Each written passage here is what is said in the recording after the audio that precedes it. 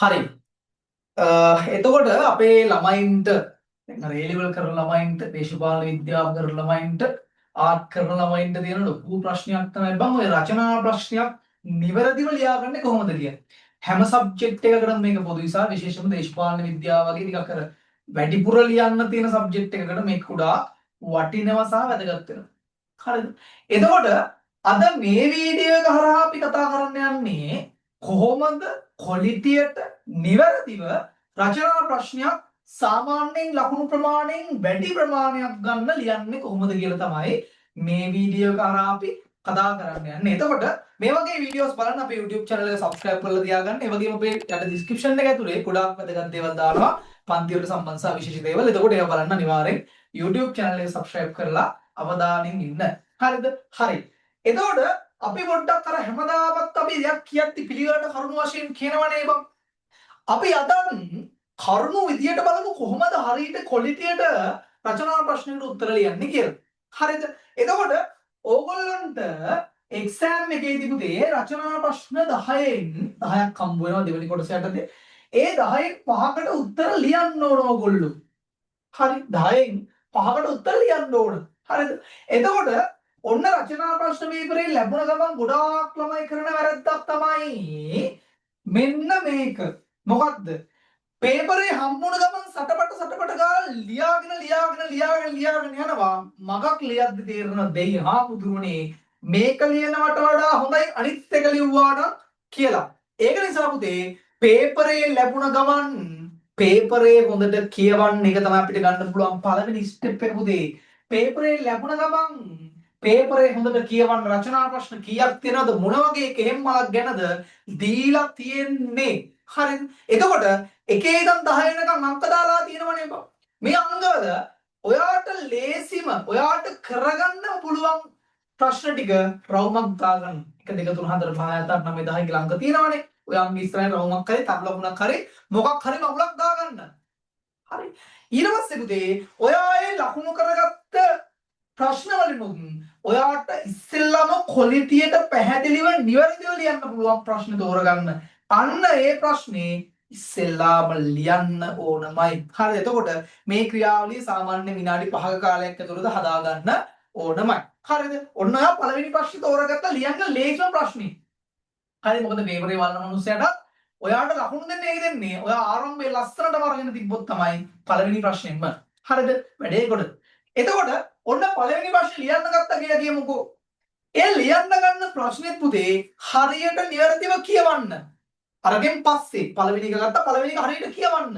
ඒ කියවද්දී ඔයාට ඒ ප්‍රශ්නේ සම්බන්ධව මතක් වෙන දේවල් තියෙනවනේ බං. දේශපාලන පක්ෂ සම්බන්ධව මවුලක් දුන්නා නම් ඒක ඇතුලේ තියෙන පක්ෂ වර්ග පක්ෂ ක්‍රම ඊට පස්සේ පක්ෂවල කාර්යභාරය වගේ කොටස් තියෙනවනේ බං. එතකොට ඔයාට ඒ සම්බන්ධව මතක් වෙන දේවල් පුතේ තරු ලකුණක් දාලා හරි කෙටීරක් දාලා හරි ගමන්නේ ඉස්සරහින් ලියා ගන්න පොඩියට. එතකොට ඒක කරගෙන යද්දී ඒ කියන්නේ පුංචි සැකිල්ලක් හදාගන්න. ආරම්භක ශීර්ෂ මන් දාන මේවා අත්තර කතේට අවසාන දාන්න මේවා. පුංචි සැකිල්ලක් හදාගන්න ඉතල ඒ පේපරේ ඒ අදාළ ප්‍රශ්න ඉස්සරහින්. මේවා පැය ගණන් නෑ. හරි විනාඩි 5 ඇතුළත කරගන්න ඕනමයි. ඒ නිසා තමයි කියන්නේ ප්‍රැක්ටිස් වෙන්න කියලා. එතකොට ඔයා දැන් ඔන්න ලියන්න පටන් ගත්තා. ලියන්න පටන් ගත්තට පස්සේ පුතේ ඔයා මෙන්න මේ දේවල් දෙක තුන ගැන සැලකිලිමත් වෙලා රචනා ප්‍රශ්න හරියට කොට දාගන්න තත්ත්වයට යන්න ඕන. පළවෙනි කාරණාව ඔයා රචනා ප්‍රශ්නය පුතේ විනාඩි 30ක් 35ක් අතර කාලයකද ලියන්න ඕන. හරි. සාමාන්‍ය එක්සෑම් එකේ ඉඳලා දෙන්නේ විනාඩි 35න් ලියන්න කියලා නේ බංනේ. නමුත් අපි රෙකමන්ඩ් කරන්නේ විනාඩි 30න් වගේ ලියා ගන්න කියලා අර අදාළ කරුණු සියල්ලම. හරිද? සාමාන්‍යයෙන් ඔය රචනා ප්‍රශ්න විනාඩි 25කින් වගේ වලට ලියා ගන්න පුළුවන් නම් සියල්ල කරුණුත් දාලා ඔයාට ඉතුරු ටයිම් වල පොඩ්ඩක් මැනේජ් කරලා තව රචනා ප්‍රශ්න එකක් දෙකක් ලියන්න පුළුවන් තරමට වාගේ වැඩේ හදා ගන්න පුළුවන් ලකුණු ෂුවර් කර ගන්න පුළුවන්. එතකොට සාමාන්‍යයෙන් විනාඩි 30කින් වගේ උඩරිම ගේමක් දෙන ලියා ගන්න රචනා ප්‍රශ්නය.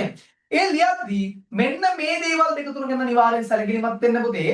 පළවෙනි කාරණාව තමයි අදාළ කරුණු සියල්ලම ඇතුළත් වෙන්න ඕන. හරි. මොකද්ද මේ අදාළ කරුණු සියල්ලම ඇතුළත් වෙන්න ඕන කියලා කියන්නේ? හරිද?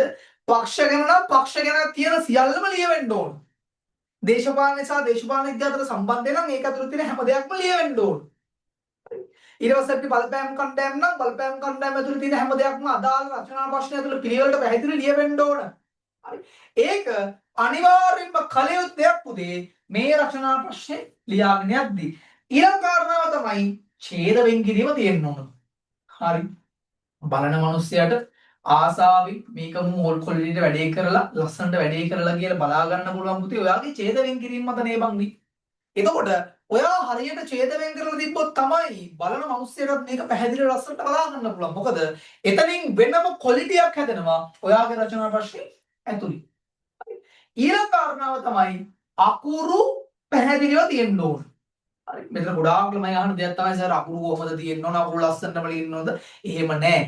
මුතු වැට වගේ ලස්සනට රවුන්ඩ් බෝල් අකුරු තියෙන්න ඕන කියලා එකක් නැහැ. ලියන අකුරු පුතේ බලන මිනිස්සුන්ට පැහැදිලිව බලා ගන්න පුළුවන් විදිහට පැහැදිලිව තිබ්බනම් ඇති. හරි ඒක නිසා ලියන දේ කොහොම ලිව්වත් ඔකුවට හරි කමක් නැහැ පොඩියට හරි කමක් නැහැ ටිකක් පැහැදිලිව බලා ගන්න පුළුවන් විදිහට ලියන්න. එතකොට ඔයාගේ ලකුණු තියෙද්දි බල නැතුව ලකුණු වලට ඉල්ල ගන්න සහ ලකුණු දෙන්න පුළුවන් බලන මිනිස්සුන්ට. හරි. අවසාන කාරණාව තමයි රචනා ප්‍රශ්නයක තියෙනවා පුතේ ප්‍රධානතම කොටස් තුනක් මේ කොටස් තුනට අන්තර්ගත වෙලා ලියවෙන්න ඕන බා. හරි රචනා ප්‍රශ්න මේ කොටස් තුනක් තියෙනවා මේ කොටස් තුනට අන්තර්ගත වෙලා රචනා ප්‍රශ්න ලියවෙන්න ඕන. එතකොට තමයි නිවැරදි පිළිතුරක් ගන්නට මේක වැටෙන්නේ. මේක තමයි මේ වීඩියෝ එකේ ප්‍රධානතම කාරණාව. පළවෙනි එක තමයි ආරම්භක ඡේදයක් තියෙනවා. එහෙම නැත්නම් අපි කියනවා මේක ආරම්භය කියලා. ආරම්භය. එහෙම නැත්නම් මේක හැඳින්වීම කියලා තව තැන්වල කියන්න පුළුවන්. ආරම්භය හෝ ඒවා ආරම්භක ඡේද හෝ ඒවා හැඳින්වීම. එතකොට ඔයා යම් ප්‍රශ්නයක් ගැන ලියනවා නම් එකපාරට ප්‍රශ්න අදාළ කරුණුත් එක්ක පයින්නේ නැතුව පුතේ ඒ ප්‍රශ්න ගැන පොඩි හැඳින්වීමක් කරලා මේ ප්‍රශ්න ගැන පොඩි විස්තරයක් කරලා ඒ ප්‍රශ්න අදාළ කාරණා ටික ලියන්න ඕන. ඒක තමයි ඒකේ ක්වොලිටිය කියලා කියන්නේ ලස්සනට යන්න ඕන. එතකොට මේ හැඳින්වීම කියලා කියන්නේ ඒ ප්‍රශ්නට අදාළ පුංචි විස්තරය. හරි මේක මේ පිටුවක් දෙකක් ලියන්න ඕන කියලා එකක් නැහැ. සාමාන්‍යයෙන් පිටු භාගයක් හරි පුංචි ප්‍රමාණයක් හරි පොඩියට හරි ටූල් 4-5 ගුණක් කමන්නේ ලස්සනට පොඩි හැඳින්වීමක් ගන්න. මේ වගේ ප්‍රේම දෙයක් තියෙනවා මේ දෙක ගැන පහත ආකාරයෙන් විමසා බලමු කියලා අවසන් කරලා රූලක් කරලා ආරම්භය ඉවර කරන්න. හරිද? ආරම්භය ඉවර කරාට පස්සේ ළමයි ඊළඟට යන්න ඕන කොතනද? අන්තර්ගතයට. දෙවනි ස්ටෙප් එක. පළවෙනි ස්ටෙප් එක හරි ඊට පස්සේ පුතේ දෙවනි ස්ටෙප් එක. ඒ තමයි අන්තර්ගතය. මොකද්ද මේ අන්තර්ගතය කියලා කියන්නේ බං? අන්තර්ගතය කියලා කියන්නේ ඔයා ප්‍රශ්නය ඇතුලේ ලියන හැම දෙයක්ම ඇතුළත් වෙන්න ඕන වෙන්නේ මේ අන්තර්ගතය ඇතුලේ. හරි. පක්ෂ ගැන ලියනවා නම් ඉතින්දී පොඩි හැඳින්වීමක් ගන්නවා පක්ෂ ගැන. හරි. පක්ෂවල ප්‍රධාන දේවල් ටික ඇතුළත් වෙන්න ඕන වෙන්නේ මේ අන්තර්ගතය ඇතුලේ. හරි. එතකොට අනිවාර්යෙන් ප්‍රශ්න පිළිබඳව පුංචි හැඳින්වීමක් කරලා රූලක් ඇරලා මෙන්න මේ අන්තර්ගතයට ගිහිල්ලා අදාළ කරුණු සියල්ලම ලස්සනට පැහැදිලිව ලියන්න. ඒක තමයි ක්වොලිටියට ලියන රචනා ප්‍රශ්නක තියෙන්න ඕන ප්‍රධානතම දේ වෙන්නේ. ඊට පස්සේ අන්තර්ගතයට ඇතුළත හැමදේම ලියවෙන්න ඕන. ගොඩාක් ළමයි මෙන්න මේ ස්ටෙප් එකට යන්නේ නැහැ බං. ඒ තමයි අන්තර්ගතයෙන් පස්සේ යන්න ඕන අවසාන ස්ටෙප් එක. ඒ කියන්නේ රචනා ප්‍රශ්නික අවසානයක් ලියවෙන්න ඕන.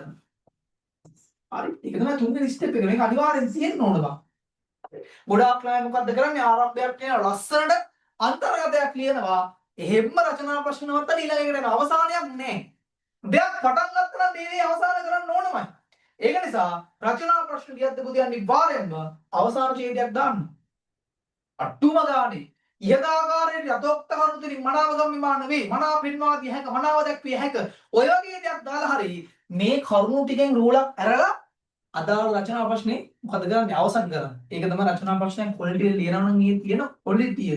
ඔයාගේ ක්වොලිටිය පෙන්නන ක්‍රමය. එතකොට ඔය විදිහට ආරම්භයක් අන්තර්ගතයක් අවසානයක් දාලා රචනා ප්‍රශ්නයක් නියමයට ලකුණු ගන්න ක්වොලිටියට ලියා ගන්න පුළුවන්. ඒ විදිහට තමයි රචනා ප්‍රශ්නයක් ක්වොලිටියට ලියන්නේ. අනිවාර්යෙන් මේ ආරම්භය අන්තර්ගතය සහ අවසානයේ කියන ප්‍රධාන කොටස් තුන අමතක කරන්න එපා. මේ කොටස් තුන දාලා මේ විදිහට ලියලා ඒ ලියන අතරේ මම කලින් කියලා දුන්නා රූල් වල ලියන්න ඕන, අකුරු පැහැදිලිව ලියන්න ඕන, විනාඩි 30 35 දුර ලියන්න ඕන, ප්‍රශ්න කියවන්න ඕන, සැකිල්ලක් හදා ගන්න ඕන. ඔය ටික හදලා මේ ක්‍රමයට රචනා ප්‍රශ්න ලියන්න අනිවාර්යෙන් සාමාන්‍යයෙන් ලකුණු ලොකු ගාණක් ගන්න පුළුවන්. අද 20න් 18ක් 17ක් 19ක් ගන්න පුළුවන් කිසි අවුලක් නැතුව මේ ක්‍රමයට quality-යට ඔයා රචනා ප්‍රශ්න ඇතුලේ උත්තර ලියුවොත් මේක තමයි රචනා ප්‍රශ්නයක් ලියන්න පුළුවන්. හරි quality හරිම ක්‍රමය සහ ලේසිම ක්‍රමය. හරිද? හරි. එහෙනම් අපේ YouTube channel එක subscribe කරලා තියාගෙන අපේ description එකේ ගොඩාක් වැදගත් දේවල් දානවා. සම්මන්ත්‍රණ සම්බන්ධව දානවා. අනිවාර්යෙන් මේ දේවල් බලන්න අවධානයෙන් ඉන්න. එහෙනම් අයබෝවන් සුමුසු දවසක් හැමෝටම